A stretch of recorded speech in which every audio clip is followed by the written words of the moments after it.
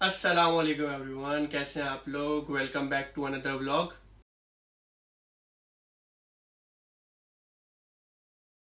तो इस वीडियो में मैं बहुत ज़्यादा इंपॉर्टेंट टॉपिक कवर करूंगा जो कि है क्रेडिट स्कोर। तो इस वीडियो को बिल्कुल एंड तक देखिएगा ताकि आपको अच्छी तरह समझ आए। बीच में अगर आप इसको स्किप करेंगे या बीच में से स्किप करके लास्ट में आ जाएंगे तो आपका टॉपिक जो है वो नहीं समझ आ पाएगा आपको। तो फर्स्ट क्वेश्चन जो है वो है व्हाट इज क्रेडिट स्कोर। तो अगर लेट सपोज कोई मेरे पास आता है लोन लेने के लिए, ठीक है, तो मैं देखूंगा या आप लोग आपके पास कोई भी आता है लोन लेने के लिए तो आप देखेंगे कि जो बंदा है उसको जिसको आप लोन दे रहे हैं वो रिलायबल है या नहीं है। मतलब आप ज़ाहिर किसी को भी तो लोन नहीं दे देंगे। तो पहले आप उस बंदे को देखेंगे कि उसकी फाइनेंशियल स्टेबिलिटी क्या है, उसकी सोर्स ऑफ इनकम ऐसी है कि जो आपसे वो लोन मांग रहा है वो उसको पूरा वापस ऑन टाइम जो भी आपने अपना डिस्कस किया है, तो जो भी टाइम पीरियड आपने डिस्कस किया उस पर वो बंदा दे सकता है या नहीं दे सकता। तो ये सारी चीज़ें आप पहले अपने दिमाग में सोचते हैं कि जो बंदा है वो रिलायबल है या नहीं है। तो इसी तरह जो ये रिलायबिलिटी है, जब आप किसी लेंडर के पास जाते हैं तो वो रिलायबिलिटी देखता है कि ये जो बंदा मुझसे क्रेडिट ले रहा है क्या ये रिलायबल है या नहीं है। तो ये जो रिलायबिलिटी है ये बेसिकली आपका क्रेडिट स्कोर है। तो क्रेडिट स्कोर किस तरह काम करता है, क्रेडिट स्कोर किस तरह बूस्ट होता है, किस तरह डिक्रीज करता है, इसकी क्या इंपॉर्टेंस है, ये सारी चीज़ें मैं वीडियो में कवर करूंगा। तो इस वीडियो को बिल्कुल एंड तक देखें। तो in simple word credit score आप समझें कि अगर आप किसी से फ़ोन लेने के लिए जा रहे हैं, किसी भी कंपनी से आपको फ़ोन लेना है इंस्टॉलमेंट के ऊपर, तो वो जो कंपनी है वो आपका क्रेडिट चेक करेगी। ठीक है, अगर तो आपकी रिक्वायरमेंट मीट हो रही होगी तो वो आपको फ़ोन दे देंगे, नहीं तो आपको रिजेक्ट कर देंगे, आपकी एप्लीकेशन रिजेक्ट हो जाएगी।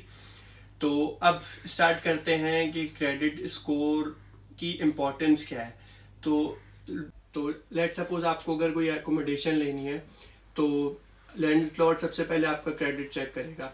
अगर तो आपका क्रेडिट स्कोर अच्छा है तो वो आपको इजीली अपनी प्रॉपर्टी दे देगा, क्योंकि क्रेडिट स्कोर अगर अच्छा है तो मतलब आप रिलायबल बंदे हैं, आप उसकी प्रॉपर्टी खराब नहीं करेंगे और आपका जो भरोसा है, जो आपका ट्रस्ट है, वो बंदा आप पे ट्रस्ट कर सकता है। क्योंकि यहाँ पर एक ही प्रॉपर्टी पे 4 लोग व्यू कर रहे होते हैं, तो अब वो 4 में से किसको दे।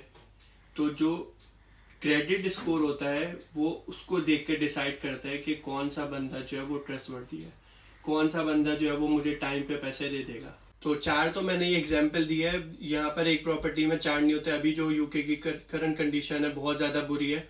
एक प्रॉपर्टी के लिए 10-10, 12-12 लोग बैठे हुए इंतज़ार कर रहे हैं।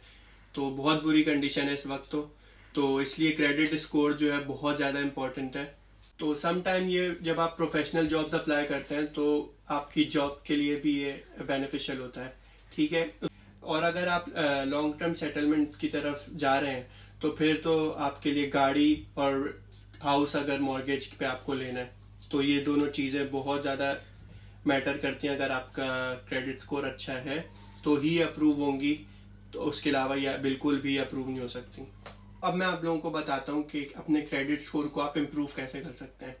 तो सबसे पहली जो चीज़ है वो है कि अगर आप स्टूडेंट आए और अपनी फ़ीस आप खुद दे रहे हैं तो जो फीस आप यूनिवर्सिटी को पे कर रहे हैं उसको आप डायरेक्ट डेबिट रखें, या तो अपना एकोमोडेशन की जो भी आप रेंट दे रहे हैं या कौंसिल टैक्स दे रहे हैं या जो भी बिल दे रहे हैं कोशिश करें उन सबको डायरेक्ट डेबिट करें। जो भी आपके मोबाइल फ़ोन के प्लान्स हैं और जो भी डिफरेंट यूटिलिटी बिल हैं उन सबको आप डायरेक्ट डेबिट के थ्रू रखें।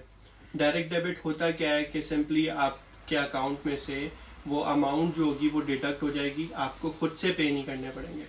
लेकिन उसकी शर्त ये है कि आपके पाउंड, जैसे मिसाल के तौर पे अगर आपके पास आपका बिल 100 पाउंड्स का है और आपके अकाउंट में उस टाइम पीरियड पे 100 पाउंड मौजूद होने चाहिए, तो अगर तो आपके पास 100 पाउंड हो वो डिडक्ट ऑटोमेटिकली हो जाएंगे। और अगर नहीं हुए उस टाइम, तो अगर तो आपके अकाउंट में उस वक्त पैसे नहीं हुए तो ये बहुत ज़्यादा बैड इफेक्ट होगा आपके क्रेडिट स्कोर के ऊपर और क्रेडिट स्कोर बहुत ज़्यादा गिर जाएगा, ठीक है।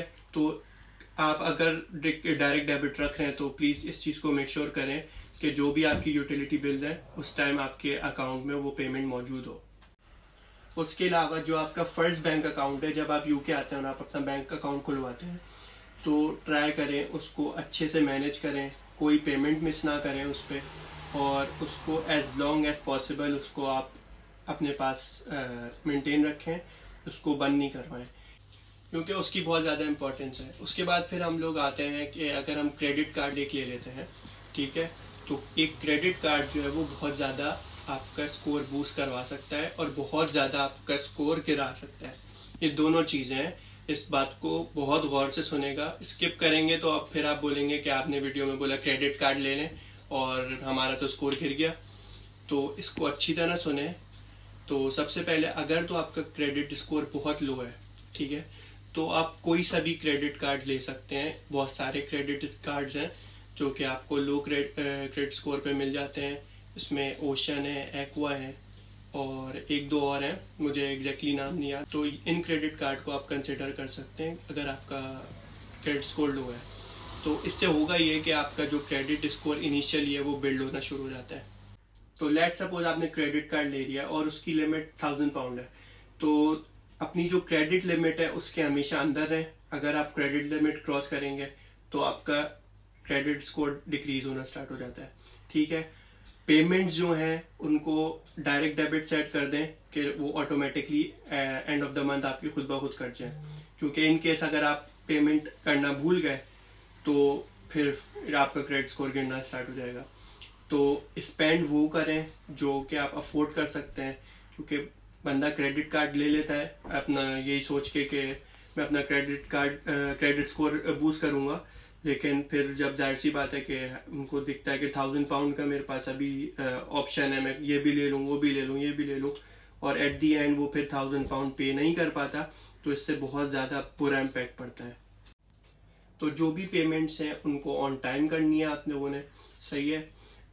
एक पेमेंट की डेट होती है, हर जो भी क्रेडिट कार्ड जिस भी कंपनी का आप लेंगे वो आपको एक पेमेंट डेट दे देंगे और आपसे एक कॉन्ट्रेक्चुअल पेमेंट रखेंगे कि अगर आपने लेट सपोज 100 पाउंड आपने अगर स्पेंड किए हैं तो उसका एटलीस्ट आपको 5 to 10% तो पे करना ही करना है। मुझे एग्जैक्ट नहीं पता कि आपकी कंपनी कौन सी है, तो हर कंपनी डिफरेंट कॉन्ट्रेक्चुअल पेमेंट रखती है।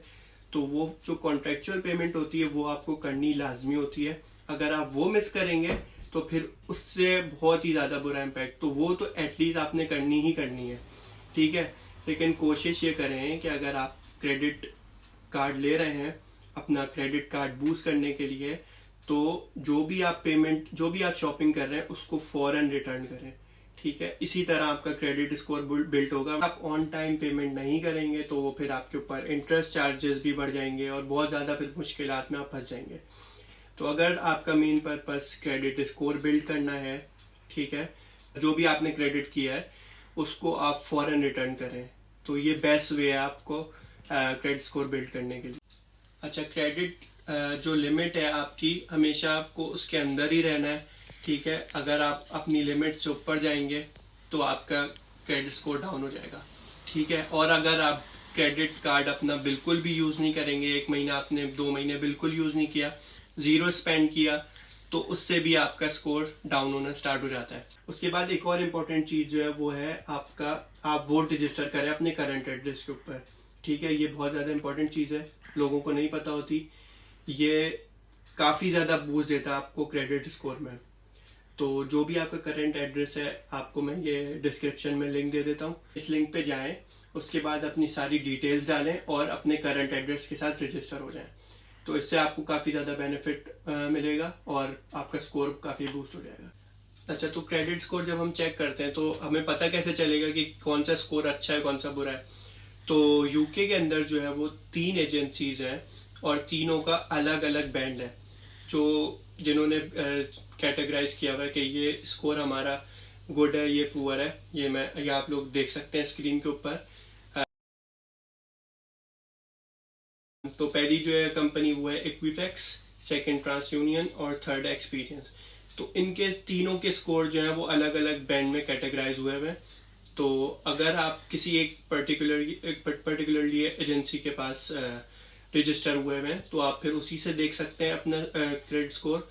और कोशिश ये करें कि अपनी जो भी मंथली रिपोर्ट है वो आप चेक करते रहें कि उसमें रिपोर्ट में सारी चीज़ें आती हैं कि कहाँ आपका बूस्ट हुआ है, किस वजह से आपका ड्रॉप हुआ है, तो वो आपको काफ़ी ज़्यादा हेल्प कर सकता है अपने क्रेडिट स्कोर को बिल्ड करने में। फर्स्ट मंथ जो होता है बेसिकली जो भी एजेंसीज हैं मैंने आपको बताई, ट्रांस यूनियन, एक्सपीडियन, तो मैं जो हूँ वो एक्सपीडियन के साथ रजिस्टर हूँ।